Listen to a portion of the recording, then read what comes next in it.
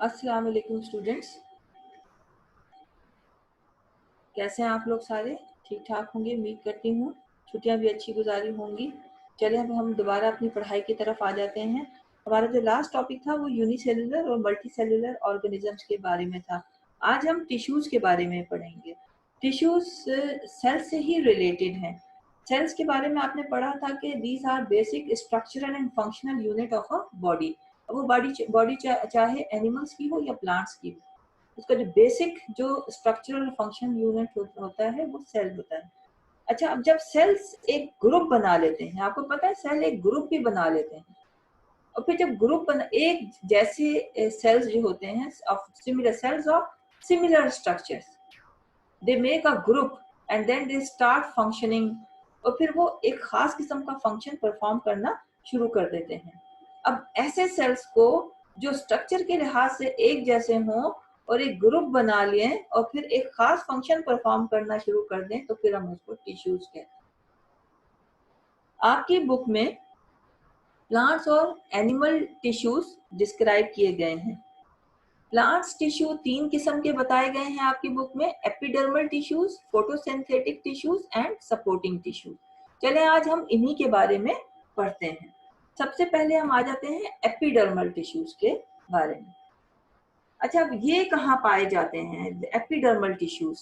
ये जो है ना, ये आपको एक क्रॉस सेक्शन दिखाया गया है स्टेम का। देखिए यहाँ से इसका कट करते हुए दिखाएं। बिल्कुल इसी तरह का एक क्रॉस सेक्शन आप रूट्स का भी ले सकते हैं, और इसी तरह का एक क्रॉस सेक्शन आप लीव्स का भी ले सकते हैं। And then you can examine them under microscope.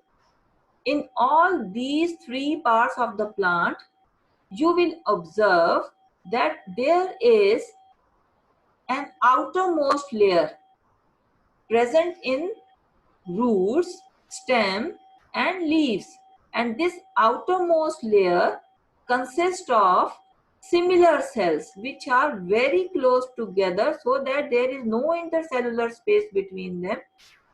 This group of cell is called epidermal tissues. क्योंकि ये ग्रुप ऑफ सेल है इसलिए हम इसको टिश्यूज कहेंगे, क्योंकि ये आउटर मोस्ट लेयर है इसलिए हम इसको एपिडर्मल कहेंगे। अब ये जब आउटर मोस्ट लेयर है तो फौरन एक सेंस बनता है कि डेफिनेटली इनके बीच में कोई इंटरसेलुलर स्पेस भी नहीं है, यानी खाली जगह भी नहीं। तो हमें एक बात समझ में आती है कि डेफिनेटली इसका काम प्रोटेक्शन होगा। It protects the inner part of the plants. अब इनका आपको समझ में आया कि ये इनकी लोकेशन क्या होती है। ये सबसे आउटर मोस्ट लेयर बनाते हैं किसकी? रूट्स की भी, लीव्स की भी और स्टेम की भी। ठीक है। अच्छा, ये फ्लैटेंड सेल्स होते हैं। These are the sheets of flattened cell. ये एक चपटे से सेल्स होते हैं, इनकी थिन वॉल्स होती हैं, और ये आपस में इनका कैरेक्टरिस्टिक ये है कि ये आपस में बिल्कुल बहुत क्लोज होते हैं, कि इतने क्लोज कि इनके बीच में कोई इंटरसेलुलर स्पेस नहीं होती। फंक्शन क्या है, जैसे कि मैंने आपको बताया ये आउटर मोस्ट लेयर है, तो डेफिनेटली ये इनर पार्ट को प्रोटेक्ट कर रही होती है डैमेज होने से। Its function is to protect the plant from damage and prevents it from drying up. ये उसको ड्राइंग अप से भी बचाती है, यानी उसको खुश्क होने से भी बचाती है। जो इनर पार्ट में जो इसके जो इनर जो इसका पार्ट होता है, इसमें जो वाटरी सब्सटेंसेस होते हैं, यानी वाटर को एवेपोरेट होने से भी बचाते हैं। इस तरह से जाहिर है वाटर एवेपोरेट नहीं होगा तो इसमें ड्राइंग अप का प्रोसेस भी नहीं होगा। चले हम नेक्स्ट की तरफ चलते हैं। नेक्स्ट टिश्यूज वो भी प्लांट टिश्यूज ही हैं, जिनको हम फोटोसिंथेटिक टिश्यूज कहते हैं। ये प्लांट के जितने भी ग्रीन पार्ट्स होते हैं ना, उसके अंदर प्रेजेंट होते हैं, not only in the leaves. Leaves में तो हर सूरत में ही होते हैं कि leaves are green in colour, लेकिन इसके अलावा भी आपने ऑब्जर्व किया होगा कि स्टेम भी बाज़ औक़ात ग्रीन कलर का होता है, ब्रांचेस भी ग्रीन कलर की होती हैं। So those part of the plant which are green in color, these tissues are present in those parts. अच्छा, इन सेल्स को, इनके जो ग्रीन कलर के सेल्स होते हैं जो कि लीव्स के अंदर प्रेजेंट होते हैं, इनको हम पैलिसेड सेल्स कहते हैं। These palisade cells are rich in chlorophyll. Chlorophyll green colouring matter होता है जो कि प्लांट के लिए फूड प्रिपेयर करता है। it makes food for the plants. Next हम आते हैं सपोर्टिंग टिश्यूज की तरफ। अब सपोर्टिंग टिश्यूज नाम ही से जाहिर है कि ये ज्यादातर स्टेम के अंदर प्रेजेंट होते हैं। Mainly these are present in plant stem, क्योंकि आपने देखा होगा स्टेम बिल्कुल इरेक्ट खड़ा हुआ होता है और वो सपोर्ट कर रहा होता है और प्लांट को गिरने से बचाता है। ठीक है, तो इनकी ये वाले जो सेल्स होते हैं ना, दे हैव थिक वॉल्स। ये लिग्निफाइड होती हैं। जब सेल मोस्टली जब सेल्स मर जाते हैं तो इनकी दीवारें लिग्निफाइड हो जाती हैं। ये जो स्पेशलाइज्ड किस्म के टिश्यूज हैं ये मोस्टली कॉलन कायमा कहलाते हैं और स्क्लेरन कायमा कहलाते हैं। इन दोनों की वॉल्स जो होती हैं वो बहुत ज्यादा थिक हो जाती हैं। थिक वॉल की वजह से ये प्लांट को सपोर्ट फराहम करते हैं। These are hard by the deposition of lignin. Lignin एक खास किस्म का मटेरियल होता है। जब सेल डेड हो जाता है तो वॉल्स पर ये डिपॉजिट होना शुरू हो जाता है। क्योंकि ये सख्त होता है, इसी वजह से ये क्या करता है, प्लांट को सपोर्ट करता है और उसको सीधा खड़ा रखने में मदद करता है। नेक्स्ट हम आते हैं एनिमल टिश्यूज की तरफ। जिस तरह से प्लांट टिश्यूज में सबसे आउटरमोस्ट लेयर जो होती है वो एपिडर्मल की होती है, इसी तरह से एनिमल टिश्यूज में भी जो सबसे बाहर वाली जो लेयर होती है वो एपिथेलियल टिश्यूज की होती है। एपिथेलियल टिश्यूज जैसे कि सबसे पहले आप अपनी स्किन को देखें, आपकी स्किन में भी ये प्रेजेंट होते हैं। जैसे प्लांट सेल में ये सेल्स थिन वॉल्ड होते हैं और इनके आपस में इतने क्लोज होते हैं कि इनके बीच में कोई खाली जगह नहीं होती। इसी तरीके से आपकी स्किन के सेल्स जो कि एपिथेलियल टिश्यूज से बने हुए होते हैं वो भी आपस में बहुत करीब करीब होते हैं। This tissue consist of a single layer of cells. Cells of this tissues are closely packed together. Function क्या होता है इनका? अच्छा, सबसे पहले ये पाए कहाँ जाते हैं? तो स्किन में पाए जाते हैं and the lining of the tubes and other spaces inside the animal's body including the mouth. ये जो एपिथेलियल टिश्यूज होते हैं स्किन में तो प्रेजेंट होते हैं, ठीक है, वहां पे तो है ही है। इसके अलावा ये जो है ये ईसोफेगस, हमारी जो डाइजेस्टिव सिस्टम की जो लाइन है जो कि माउथ से शुरू होती है और एनस पे जाकर खत्म होती है, उसमें ईसोफेगस भी आता है माउथ के बाद। लाइनिंग ऑफ द माउथ है, एल्वियोलाई ऑफ द लंग्स है। एल्वियोलाई हवा खाने होते हैं जिनसे कि गैसेस का एक्सचेंज होता है। हमारे लंग्स के अंदर ये प्रेजेंट होते हैं। ऑक्सीजन अंदर की तरफ को चली जाती है, कार्बन डाइऑक्साइड बाहर निकल जाती है।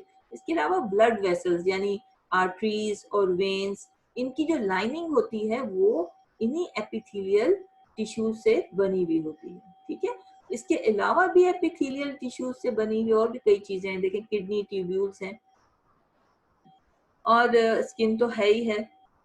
इसके अलावा जो हमारा जो रेस्पिरेटरी ट्रैक है वो भी एपिथेलियल टिश्यूज का ही बना हुआ होता है, जिसमें कि सीलिया भी होते हैं, हेयर लाइक प्रोजेक्शंस होते हैं इन एपिथेलियल टिश्यूज के ऊपर, that move and push the mucus to clear it, ठीक है। जो कि हमारे जो रेस्पिरेटरी ट्रैक में जो म्यूकस आ जाता है, हेयर खास तौर पर इसके बाहर वाले लेयर्स पे मौजूद होते हैं जो कि पुश कर देता है म्यूकस को और फिर उस ट्रैक को क्लियर कर देता है, ठीक है। इसके अलावा स्किन के अंदर भी प्रेजेंट होते हैं। बहरहाल इनका फंक्शन क्या होता है? प्रोटेक्शन होता है and to prevent wear and tear, यानी डैमेज होने से बचाता है। तो ये थे एपिथेलियल, पहला एनिमल टिश्यू एपिथेलियल टिश्यू। इसके बाद हम आते हैं मसल टिश्यूज पर। अब ये मसल टिश्यूज जो होते हैं ये हमारी बॉडी के अंदर कहाँ प्रेजेंट होते हैं और ये कितनी किस्म के होते हैं? सबसे पहले तो ये स्केलेटल, 3 किस्म के होते हैं, skeletal muscles, smooth muscles and cardiac muscles. Skeletal muscles कहाँ होते हैं? Skeletal muscles are joint to the bones by tendons. Tendons are thick strands और sheets of the tissues that attach a bone to the muscle. आपने देखा होगा कि हमारी जो बोन होती है वो हमारे मसल्स के साथ भी अटैच होती है, लेकिन उस अटैचमेंट का पॉइंट क्या होता है? टेंडन। टेंडन जो होते हैं ना, एक व्हाइटिश सी, कभी आपने चिकन खाया हो तो जाहिर है डेफिनेटली खाया होगा, तो उसमें आपने देखा होगा कि कभी लेग पीस के ऊपर आपने ऑब्जर्व किया होगा कि एक व्हाइटिश सा एक टिश्यू होता है, ठीक है, जो कि बोन को मसल के साथ अटैच कर रहा होता है, बस वही स्केलेटल मसल्स कहलाते हैं। Skeletal muscles are also called voluntary muscles, यानी ये हमारी मर्जी के ताबे होते हैं। This means that they move when you want them to move. ये उस वक्त मूव करते हैं जब आपका दिल चाह रहा होता है। You can control what they do. आप उसको कंट्रोल भी कर सकते हैं, यानी they work with your bones to give your body strength and stability. आप चाहेंगे तो मूव, जैसे भागना, दौड़ना, चलना, फिरना, ये सारे स्केलेटल मसल, ये कौन से मसल्स होते हैं? वॉलेंट्री मसल्स होते हैं, यानी आपकी मर्जी के ताबे होते हैं। फिर हम आते हैं स्मूथ मसल्स की तरफ। ये स्मूथ मसल्स, ये कहाँ प्रेजेंट होते हैं?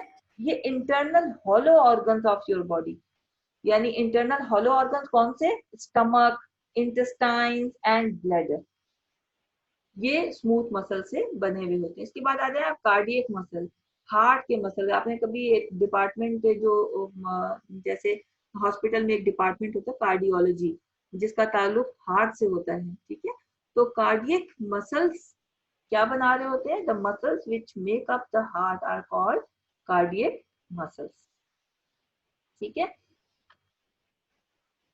इसके बाद हम आते हैं नर्व टिश्यूज की तरफ। नर्व टिश्यूज कौन से वाले होते हैं? नाम ही से जाहिर है, नर्व टिश्यूज, और आप स्पेशलाइज्ड सेल में पढ़ भी चुके हैं। नर्व सेल से मिलकर बनते हैं। In the brain and spinal cord these tissues are present. They are made up of a network of nerve cells. What is their function? They carry messages from one part of an animal's body to another. यानी animal की हमारी body के एक हिस्से से दूसरे हिस्से तक पैगाम पहुंचाने का काम यही टिश्यूज करते हैं, ठीक है। तो हमारे सारे फंक्शंस को कंट्रोल करने का काम भी यही करते हैं, क्योंकि ये कंट्रोल सेंटर कहलाते हैं। हमारा जो ब्रेन और स्पाइनल कॉर्ड होता है वो इन्हीं स्पेशलाइज्ड सेल से बनता है। ये देखें, ये एक सिंगल नर्व सेल आपके सामने मैंने दिखाया है, ये सिंगल नर्व सेल है। ऐसे कई नर्व सेल आपस में मिलकर नर्व टिश्यूज बनाते हैं, ठीक है, और फिर वो क्या करते हैं? They carry messages to and from the different parts of our body. तो ये तो था आपका आज का टिश्यूज का लेक्चर, जिसमें कि आपने पढ़ा कि ग्रुप ऑफ सेल्स होते हैं, they start performing the similar function. There are different types of tissues, plant tissues and animal tissues. In plant tissues, you have studied 3 types of tissues: epidermal tissues, supporting tissues, and the third one is photosynthetic tissues. Similarly, in animals, you have studied again the 3 types of tissues. What were those? Epithelial tissues, muscle tissues, and nerve tissues. चलिए बच्चों, आज के लिए इतना ही काफी है। खुदा हाफिज।